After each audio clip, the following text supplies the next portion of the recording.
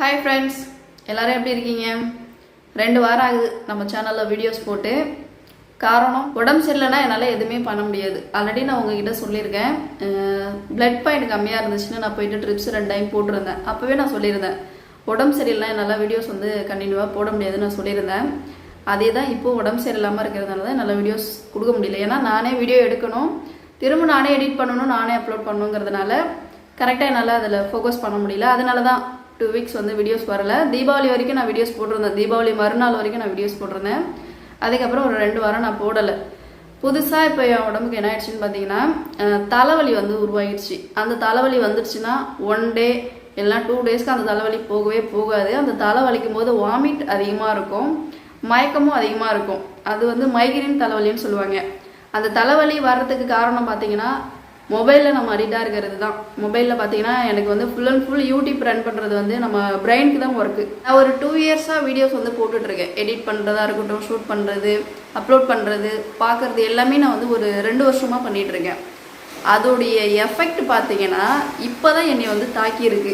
இந்த தலைவலி வந்ததுனால தான் என்னுடைய சேனலில் இப்போ ஒரு 2 வாரம் வீடியோஸ் நான் நிறுத்தி வச்சுருந்தது. உடம்பு சரியில்லைன்னா மட்டும்தான் வீடியோஸ் நான் போட மாட்டேன். மற்றபடி நான் ரெகுலராக வீடியோஸ் போட்டுட்டு இருந்தாலும் தான் ஆல்ரெடி என்னுடைய வீடியோஸ் பார்க்குறவங்க எல்லாருக்குமே தெரியும். என்னால் முடியலன்னா நான் கண்டிப்பாக பிரேக் எடுத்துப்பேன். அந்த மாதிரி இப்போ 2 வீக்ஸ் நான் பிரேக் எடுத்துக்கிட்டேன். ஏன்னா பிரேக் எடுத்துக்கிறது அது நம்ம ஹெல்த்துக்கு நல்லது தானே. உடம்பு முடியாமல் இருக்கும்போது நான் எப்படி வீடியோஸ் எடுத்து அப்லோட் பண்ண முடியும் சொல்லுங்கள். ஸோ எனக்கு பிரேக் எடுக்கணும்னு தோணுச்சு. அதனால் ஒரு 2 வீக்ஸ் பிரேக் எடுத்துக்கிட்டேன். இதுக்கப்புறம் தொடர்ந்து நான் வீடியோஸ் கொடுத்துட்டே இருப்பேன். சப்போர்ட் பண்ணுங்கள். இந்த வீடியோவில் உங்களுக்கு டவுட் இருந்துச்சுன்னா கமெண்ட்டில் கேளுங்க. இதுக்கப்புறம் தொடர்ந்து விளாக் வரும், ஸ்கிப் பண்ணாமல் பாருங்கள். தீபாவளி ஆஃபரில் சிம்னி வாங்க போகிறேன்னு வீடியோ போட்டிருந்தேன். அதுக்கப்புறம் வாங்கிட்டு இன்ஸ்டாலேஷன் பண்ண வர்றதை நான் வீடியோஸ் அப்டேட்டில் கொடுக்குறேன்னு சொல்லியிருந்தேன். இன்றைக்கி தான் இன்ஸ்டாலேஷன் பண்ண வந்திருந்தாங்க. டக்ட்டு இவங்களே எடுத்துகிட்டு வந்திருந்தாங்க. இந்த ஓஸ் பார்த்தீங்கன்னா அவங்களே கொண்டு வந்தாங்க. அதோட சார்ஜ் 1500 சொல்லியிருந்தாங்க. இப்போ இவங்களுக்கு நான் ஒரு பேமெண்ட் கொடுக்குற மாதிரி வரும். ஃபேபர் பிராண்ட்லேருந்து தான் கொண்டு வந்திருந்தாங்க. ஃபைனலாக இப்போ டக்ட்டு செவுத்துல ஃபிட் பண்ணியாச்சு. நம்ம வீடு கட்டும் போதே பிளான் பண்ணிக்கணும். சிம்னி வைக்கிற மாதிரி ஃபியூச்சரில் பிளான் இருந்துச்சுன்னா அந்த டக்ட்டு வைக்கிறதுக்கு நம்ம ஃபேஸ் விட்டுருணும். அதே போல் ஃபேஸ் விட்டுருந்தோம். இப்போ டக்ட்டு வச்சாச்சு. நெக்ஸ்ட் இப்போ சிம்னி வைக்கிறதுக்கு முன்னாடி அங்கே சிம்னி மாற்றுறதுக்காக ஸ்க்ரூ 2 சைட்லையும் போட்டிருந்தாங்க. சிம்னி எடுத்து இப்போ மாட்டியாச்சு. நம்ம ஃபியூச்சர்ல வீடு கட்டுறோம்னா கண்டிப்பா நோட் பண்ணிக்கோங்க. சிம்னியோட சைஸ் தெரிஞ்சுக்கிட்டு அந்த சைஸுக்கு தகுந்த மாதிரி ஃபேஸ் விட்டுக்கோங்க. இப்போ நான் 2 சைட்லையும் பார்த்தீங்கன்னா 2 பாக்ஸ் வச்சிருக்கேன். ஏன்னா நான் வீடு கட்டும் போதே நான் கடையில் கேட்டுட்டேன். லாஸ்ட் சைஸ் 90 சைஸ் சொல்லியிருந்தாங்க. 3 பர்னருக்கு 90 சைஸ் தான் வரும். நான் அப்பவே கடையில சைஸ் கேட்டு உடனே இன்டீரியர் ஒர்க் பண்றவங்க கிட்ட சொல்லிட்டேன். ஏன்னா அவங்க அதுக்கு தகுந்த மாதிரி சைஸ் விட்டுட்டு தான் அந்த பாக்ஸ் வைப்பாங்க. எனக்கு கரெக்டாக வந்துருச்சு. 90 சென்டிமீட்டரும் கரெக்டாக அந்த 2 பாக்ஸுக்கும் இடையில அடக்கமாக இருக்கு பாருங்க. சூப்பராக பார்த்தீங்கன்னா இப்போ சிம்னி ஃபிட் பண்ணியாச்சு. எவ்வளோ சார்ஜ் வாங்கினாங்கன்னா 2450 சார்ஜ் வாங்கிட்டாங்க. டக்ட்டு 1500. அப்புறம் போகிற சார்ஜுன்னு சொல்லிட்டு அது ஒரு 1000 சம்திங் வாங்கிக்கிட்டாங்க. மொத்தம் 2450 வாங்கிக்கிட்டாங்க. இன்ஸ்டாலேஷன் பண்ணுறதுக்கு மட்டும் ஃபேபர் பிராண்ட்லேருந்து அடிஷ்னலாலாம் சார்ஜ் கேட்கல, வாங்கலை. இதில் பார்த்தீங்கன்னா ஹேண்ட் ஷேக் மாடல் இருக்குது. கையாலே நம்ம ஆன் பண்ணிக்கலாம், ஆஃப் பண்ணிக்கலாம். இதில் ஸ்பீடு 3 வரைக்கும் கொடுத்துருக்குறாங்க. 1 2 3 3 ஸ்பீடு கொடுத்துருக்குறாங்க. Section power 1500 section power. Faber brand தான் எடுத்துருக்கேன். நான் வாங்கியிருக்கிற சிம்னியில் ஏதாச்சும் டவுட் இருந்துச்சுன்னா மறக்காமல் கமெண்ட்ல கேளுங்க, நான் தெளிவாக சொல்கிறேன். சிம்னி ஆன் பண்ணி நான் அடுத்த வீடியோ கண்டிப்பாக நான் கொடுக்குறேன். எப்படி அது ஒர்க் ஆகுது, எப்படி எல்லாமே அப்சர்வ் பண்ணுதுன்னு சொல்லிட்டு நெக்ஸ்ட் வீடியோவில் நான் சிம்னியோட ஃபுல் டீட்டெயில்ஸ் நான் ரிவ்யூ கொடுக்குறேன். அடுத்த நாள் காலையில் 6:30 மணி போல் எழுந்தாச்சு. காலையில வீட்டுக்கு முன்னாடி வியூ பாருங்க, இப்படிதான் இருக்கும். 6:30 மணினாலே கண்டிப்பாக வியூ சூப்பராக தான் இருக்கும். தன்சி உள்ளே தூங்கிட்டு இருக்கா, தர்ஷன் இந்த ரூமில் தூங்கிட்டு இருக்கான். கரெக்டாக டைம் பாருங்க, 6:30 மணி போல் ஆக போகுது. இதுக்கப்புறம் பசங்களை ஸ்கூல் அனுப்பணும், லஞ்ச் செய்யணும். ஸோ ரொட்டீன் ஒர்க் எல்லாமே நான் இப்போ ஸ்டார்ட் பண்ணணும். சிங்கில் பாத்திரம் எல்லாமே அப்படிதான் இருக்குது. நைட்டு சாப்பிட்டுட்டு போட்டதெல்லாம் அப்படிதான் இருக்குது. இனிமேல் தான் வாஷ் பண்ணணும். என்னுடைய ரொட்டீன் விளாக்லாம் பார்த்து 2 வீக்ஸ் ஆகுது. நீங்கள் எல்லாருமே நான் ரொட்டீன் விளாக் எடுக்கவும் இல்லை. ஆல்ரெடி நான் ஸ்டார்டிங்கில் சொன்னது தான், மைக்ரேன் தலைவலி வந்திருக்கு எனக்கு இப்போது. அதனால் மொபைல் பக்கம் அதிகமாக போக வேணான்ட்டு நான் அப்படியே கொஞ்சம் பிரேக் எடுத்துருக்கேன். மொபைல் பக்கம் அதிகமாக போகிறோங்கிறது பிரச்சனை இல்லை. அந்த எடிட் பண்ணுறது ஃபுல்லாக வந்து நம்ம மைண்டு தான் அங்கே ஒர்க் பண்ணுறது. ஃபுல் ஃபோக்கஸ் வந்து மைண்டில் தான் இருக்கும். அப்போ தான் நமக்கு வந்து தலைவலி அதிகமாகிறது. அதனால தான் கொஞ்சம் பிரேக் எடுத்துக்கிட்டு நான் பண்ணிகிட்ருக்கேன். இப்போ குக்கிங் ஒர்க்கு ஸ்டார்ட் பண்ணிட்டேன். சிங்கில் இருந்த பாத்திரமும் வாஷ் பண்ணி ஒரு ஓரமாக வச்சுட்டேன். இன்னைக்கு சாம்பார், சாதம், ஆம்லெட் தான் போட்டு கொடுக்க போகிறோம் பசங்களுக்கு.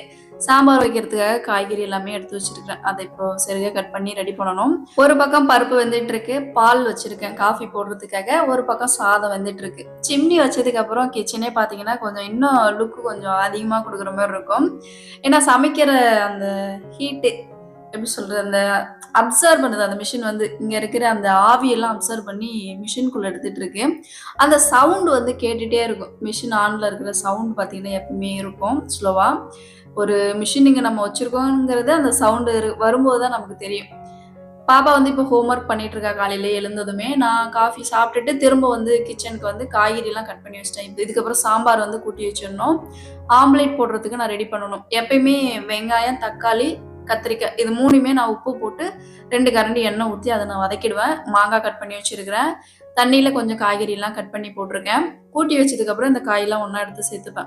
இப்போ ஆம்லேட் போடுறதுக்காக நான் ஆல்ரெடி சாப்பர் வாங்கியிருந்தேன் இல்லையா, அந்த சாப்பர்ல தான் ஆனியன் வந்து கட் பண்ணி வச்சிருக்கேன். இப்போ ஆம்லேட் போடுறதுக்காக ஒரு 4 முட்டை இப்போ உடைச்சு ஊற்றி இதுல உப்பு போட்டு கொஞ்சமா மஞ்சத்தூள் போட்டு இப்போ ரெடி பண்ணி வச்சிருக்கிறேன். இப்போ ஒரு சைட்ல ஆம்லேட் போடவும் ஸ்டார்ட் பண்ணியாச்சு. ஒரு பக்கம் புளி கரைச்சி ஊத்திட்டேன் சாம்பார்ல. அது ஒரு சைட்ல கொதிச்சிட்டு இருக்கு. எப்பவும் போல காலையில பரபரப்பா போறது தான். ஆல்ரெடி நீங்க விளாக்லாம் பார்த்துருப்பீங்க. ஸோ டெய்லி மார்னிங் ரொட்டீன் இப்படிதான் இருக்கும். அதே தான் சேம் இன்னைக்கு. சாதம், சாம்பார் இப்போ தாளிச்சு அதை எடுத்து வச்சிட்டேன். இப்போ ஆம்லேட் தான் ஒன்று ஒன்றா போட்டுட்டு இருக்கேன். தன்ஷியும் குளிச்சுட்டு இப்போ ரெடியாகி வந்துட்டேன். பாப்பாவுக்கு இன்னும் தலை சீவ தெரில. இப்போ நான் சமைச்சு முடிச்சுட்டு சாப்பாடு போட்டு கொடுத்துட்டு நான் போயிட்டு தலை சீவி விடணும். பாருங்க சாம்பார் வந்து சூப்பராக இன்னைக்கு வச்சிருக்கேன். மாங்காய்லாம் போட்டு ஒரு சைடில் ஆம்லேட் போட்டுட்ருக்கேன். அடுத்து சாதம் வச்சிருக்கேன். இப்போ வந்து சாதத்துல சாம்பாரை மிக்ஸ் பண்ணி நான் இப்போ அவங்களுக்கு கப்ல கிளறி வைக்கணும். தனித்தனியா எடுத்துட்டு போக மாட்டேங்கிறாங்க 2 பேருமே. நீங்க ஒரே கப்லயே மிக்ஸ் பண்ணி வச்சிருங்க, நாங்க சாப்பிட்றதுக்கு ஈஸியா இருக்கும் அப்படின்னு சொல்லிக்கிறாங்க. அதனாலே பசங்களுக்கு வந்து சாம்பார் சாதத்தை மிக்ஸ் பண்ணியே நான் வந்து லஞ்சுக்கு கொடுத்து விட்டுருவேன். பாருங்க சாம்பார் சாதம், பொரியலுக்கு வந்து ஆம்லேட். இன்னைக்கு லஞ்ச் வந்து பசங்களுக்கு இதான் நான் செஞ்சிருந்தேன். இப்போ பாக்ஸ்லாம் பேக் பண்ணி வச்சாச்சு. இப்போ அவங்கள சாப்பிட வச்சுட்டு பாப்பாவுக்கு வந்து தலை சீவி விடணும். கிச்சனில் எல்லா ஒர்க்கும் இப்போ முடிச்சிட்டேன். ஆம்லேட்டும் போட்டு முடிச்சிட்டேன் பாருங்க. ஃபுல்லாக ஃபைனலாக ஒர்க் முடிஞ்சிச்சு. சிங்கில் கொஞ்சம் பாத்திரம் இருக்குது. அது பசங்களை ஸ்கூல் அனுப்பி விட்டுட்டு தான் நான் அந்த பாத்திரத்தையே வாஷ் பண்ணணும். கிச்சன் ஒர்க்லாம் முடிச்சதுமே தன்ஷிக்கு வந்து தலையும் சீவி விட்டுட்டேன். ரிப்பன் கட்டலை, ஏன்னா ஜடபேண்ட் இருந்துச்சு, அதனால ஜடபேண்ட் போட்டு விட்டேன். ரிப்பன் கட்டுற அளவு டைமும் இல்லை, டைம் ஆகுது வர, அதனால ஜடபேண்ட் போட்டு விட்டேன். இப்போ பசங்களோட பேக், லஞ்ச் பாக்ஸ் எல்லாமே இப்போ ரெடி பண்ணியாச்சு. கரெக்டாக டைம் வந்து ஒரு 8:20 ஆகுது பாருங்க. இன்னும் ஒரு 10 நிமிஷத்துல வேன் வந்துடும். அதுக்குள்ள பசங்க பேக் எடுத்துட்டு அந்த முக்கூட்டுக்கு போகணும். அந்த கார்னர் போயிட்டு அவங்க வந்து வேன் ஏறணும். இப்போ ரீசெண்டா 2 பேருமே பாத்தீங்கன்னா மாஸ்க் வந்து போட்டுட்டு போயிட்டு இருக்காங்க ஸ்கூலுக்கு. அது ஏன்னு தெரியல, ஸ்கூல்ல போட்டு வர சொல்லியிருப்பாங்கன்னு நினைக்கிறேன். மாஸ்க் வந்து இப்போ பாப்பாவும் தம்பியும் ரெகுலரா வேர் பண்ணிட்டு போறாங்க. தன்ஷி இப்போ கிளம்பிட்டா. ஏன்னா தன்ஷி வந்து அவ ஆட்டோமேட்டிக்கா சாப்பிட கத்துக்கிட்டதுனால பிரச்சனை இல்லை, அவ சாப்பிட்டுட்டு நேரத்திலே போயிடுறா. தர்ஷனுக்கு ஒரு ஆள் உட்காந்து ஊட்டி விடணும். அதனால சார் பார்த்தீங்கன்னா ஒரு 5 நிமிஷம் லேட்டாக தான் வருவார். 2 பேரையும் இப்போ ஸ்கூல் அனுப்பி விட்டுட்டு என்னோட ரொட்டீன் ஒர்க்கு இப்போ ஸ்டார்ட் பண்ணணும். ஹால், கிச்சன், பெட்ரூம் எல்லாமே பார்த்தீங்கன்னா ஒரு டீப் கிளீனிங் பண்ணி விடணும். சிங்கில் நிறைய பாத்திரம் இருக்குது, அதையும் வாஷ் பண்ணணும். டெய்லி என்னுடைய மார்னிங் ரொட்டீன் தான். சேம் எப்பயும் செய்கிற ஒர்க்கு தான். சிங்கில் இருக்கிற பாத்திரத்தை வாஷ் பண்ணிவிட்டு வீடெல்லாம் ஒரு டீப் கிளீனிங் பண்ணிட்டேன்னா மார்னிங் ரொட்டீன் ஒர்க்கு ஃபைனலாக எனக்கு வந்து முடிஞ்சுது. ஹஸ்பண்ட் பார்த்தீங்கன்னா இப்போ டியூட்டிக்கும் கிளம்பிட்டாங்க. காலையிலே பார்த்தீங்கன்னா அவங்களும் சாமியெல்லாம் கும்பிட்டுட்டு அவங்களும் டியூட்டி கிளம்பிட்டாங்க. 9:15க்குள்ள எல்லா ஒர்க்கும் முடிச்சிட்டேன். பாருங்க வீடெல்லாம் சூப்பராக கூட்டி டஸ்ட்லாம் எடுத்துட்டு சிங்கில் இருந்த பாத்திரத்தையும் வாஷ் பண்ணிட்டேன். கிச்சன் பாருங்க, கிச்சன் பார்க்கறதுக்கு அவ்வளோ நீட்டாக இருக்கும். சிம்னி வச்சதும் அடிஷ்னலாக இன்னும் லுக் அழகாக இருக்கும். இன்னைக்கு மார்னிங் ரொட்டீன் இப்படி தான் இருந்துச்சு. இந்த வீடியோஸ் பிடிச்சிருந்தா மறக்காம லைக் பண்ணுங்க. இதுக்கப்புறம் தொடர்ந்து நம்ம சேனல்ல வீடியோஸ் வரும், சப்போர்ட் பண்ணுங்க.